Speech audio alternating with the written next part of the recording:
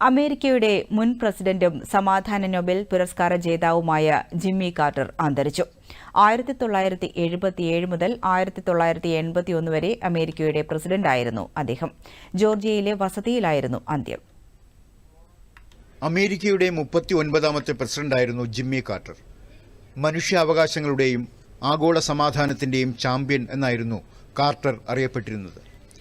1976 US തെരഞ്ഞെടുപ്പിൽ നിലവിലെ പ്രസിഡന്റായിരുന്ന ജെറാൾഡ് ഫോർഡിനെ തോൽപ്പിച്ചാണ് ഡെമോക്രാറ്റായ കാർട്ടർ വൈറ്റ് ഹൌസിൽ പ്രവേശിച്ചത്. വാട്ടർഗേറ്റ് അഴിമതിയുടെയും വിയറ്റ്നാം യുദ്ധത്തിന്റെയും കാലത്താണ് അദ്ദേഹം അമേരിക്കയുടെ പ്രസിഡന്റ് പദവിയിൽ എത്തുന്നത്. ഈജിപ്ഷ്യൻ പ്രസിഡന്റ് അൻവർ സാദത്തും ഇസ്രയേൽ പ്രധാനമന്ത്രി മെനാച്ചം ബെഗിനും തമ്മിലുള്ള 1978 ക്യാമ്പ് ഡേവിഡ് ഉടമ്പടിയാണ് അദ്ദേഹത്തിന്റെ പ്രധാന ഭരണ നേട്ടം. നേരത്തെ കാലിഫോർണിയ ഗവർണറായി സേവനമനുഷ്ഠിച്ച നടനും രാഷ്ട്രീയക്കാരനുമായ റൊണാൾഡ് റീഗനോട് 1980 തെരഞ്ഞെടുപ്പിൽ അദ്ദേഹം പരാജയപ്പെടുകയും ചെയ്തിരുന്നു. ജിമ്മി കാർട്ടറിന് ഇന്ത്യയുമായി അതുല്യമായ ബന്ധമുണ്ടായിരുന്നു.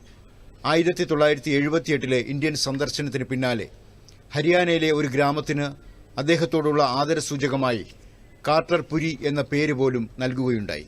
അടിയന്തരാവസ്ഥയ്ക്ക് ശേഷം ഇന്ത്യ സന്ദർശിക്കുന്ന ആദ്യ അമേരിക്കൻ നേതാവായിരുന്നു ജിമ്മി കാർട്ടർ. ക്യാൻസറിനെ അതിജീവിച്ച അദ്ദേഹം സമീപ വർഷങ്ങളിൽ കരളിലേക്കും തലച്ചോറിലേക്കും പടർന്ന മെലനോമ ഉൾപ്പെടെയുള്ള നിരവധി ആരോഗ്യ പ്രശ്നങ്ങൾ അനുഭവിച്ചിരുന്നു. പ്രസിഡന്റ് കാലത്തിന് ശേഷവും ക്രൈസിസ് മാനേജ്മെന്റ്, തെരഞ്ഞെടുപ്പ് നിരീക്ഷണം, രോഗനിർമ്മാർജ്ജനം എന്നിവയിൽ ശ്രദ്ധ കേന്ദ്രീകരിച്ച് കാർട്ടർ സെന്ററിലൂടെ നടത്തിയ വിപുലമായ മാനുഷിക പ്രവർത്തനങ്ങളാണ് അദ്ദേഹത്തെ വേറിട്ട് നിർത്തിയത്. 90-ാം വയസ്സിലും സജീവമായി പ്രവർത്തന രംഗത്തുണ്ടായിരുന്ന കാർട്ടർ 2020 വരെ താഴ്ന്ന വരുമാനമുള്ള കുടുംബങ്ങൾക്ക് വീടുകൾ നിർമ്മിക്കുന്നതിന് ഹാബിറ്റാറ്റ് ഫോർ ഹ്യൂമാനിറ്റിയുമായി ചേർന്ന് പ്രവർത്തിച്ചിരുന്നു. 4000-ലേറെ വീടുകളാണ് കാർട്ടർ നിർമ്മിച്ചു നൽകിയത്. ലോകമെമ്പാടും ജനാധിപത്യവും മനുഷ്യാവകാശങ്ങളും പ്രോത്സാഹിപ്പിക്കുന്നതിനുള്ള അദ്ദേഹത്തിന്റെ ശ്രമങ്ങൾക്ക് 2002 സമാധാനത്തിനുള്ള നൊബേൽ സമ്മാനം ലഭിച്ചു. News desk, Doordarshan.